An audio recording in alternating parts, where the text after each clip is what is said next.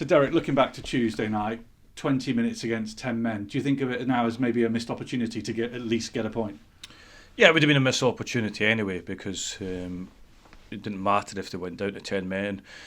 They started very well in the game, deserved to go ahead in the match, could have gone further ahead, and then in the later stages of the first half into the second half, we felt that we dominated from there in, and it was only 1-0 at half time. We could have taken more chances than we didn't take any on the night. We didn't hit the target enough. We got into really good positions. We had 16 attempts on goal, but as we've been saying, then the quality needs to be better. Yeah, you mentioned the 16 attempts on goal, but only, I think, one on target.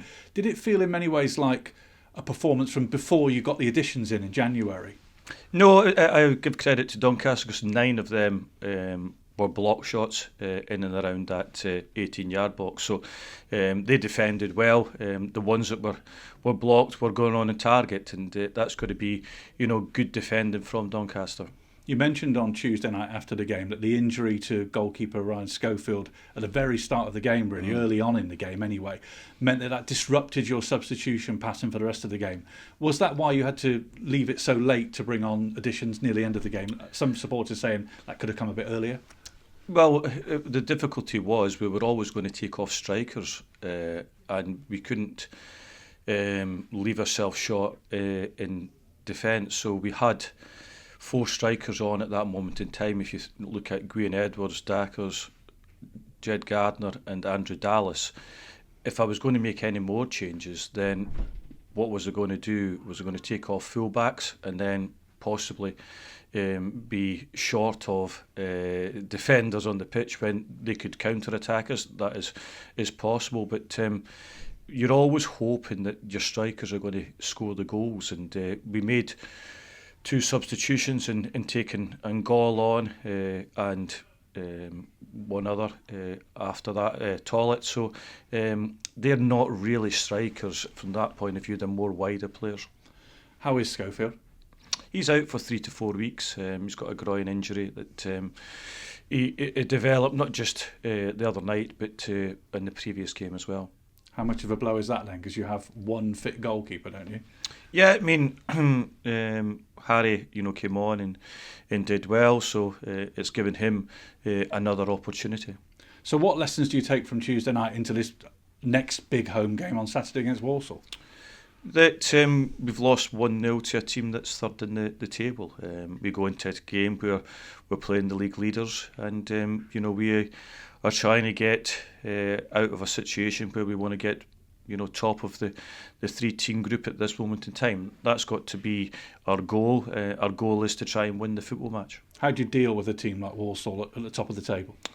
Yeah, I mean, they're very direct. They play in a way that they don't have a lot of possession. They knock the ball long into Jamil Matt, and then they have other strikers round about them. So they play with wing backs, which are full backs rather than wide players, and they have 2 centre midfield players supporting. So they are a direct team. They are a team that will not try and play a lot. They'll be a team that puts the ball forward very quickly. So is it another game where you'll have to sort of pick and mix a team specifically to deal with their threat? Yeah, we'll try to do that. I didn't think we dealt well with Doncaster's threat early on in the game.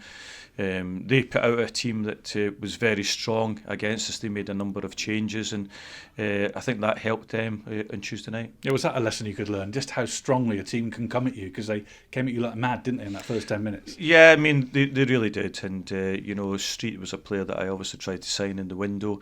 He went to Doncaster, and he caused us problems on the night. You said last week or earlier this week that these games at home are not pivotal to the outcome of the season, but how important is it to get out of that bottom 2 as quickly as possible? We would like to be out of it by the end of the season, and that's the main goal at this moment in time. It doesn't matter where we are now, it matters where we are in the 46th game of the season. Do you see it going very nearly to the end of the season, if not the end, it remaining close? I couldn't tell you. I've got no idea. It depends on how well we do, how well other teams do, or how badly other teams do. It's all in everyone's hands to go and change it. What's the injury situation beyond your goalkeeper? Because Max Taylor was missing, wasn't he, on Yeah, Tuesday Max evening? was ill, so he's fit again. We've got Ross Mill and George Ray working their way back fitness-wise. Callum Jones is still out, and so is Stuart Moore. So you've still got that competition for places and that ability to mix things up if you need to. Yeah, we have. We've got good, very strong players on the bench, or that they play, or the ones that didn't get into the 18 as well. And I guess nothing's changed, and that you still see it as a three-team battle to avoid being in the bottom two. Yeah, that's the way I see it. I don't see it any other way, because I don't think I can do it at this moment in time, because we don't have enough points to say that the other teams are close enough to us. Get money for your old phone, MazumaMobile.com.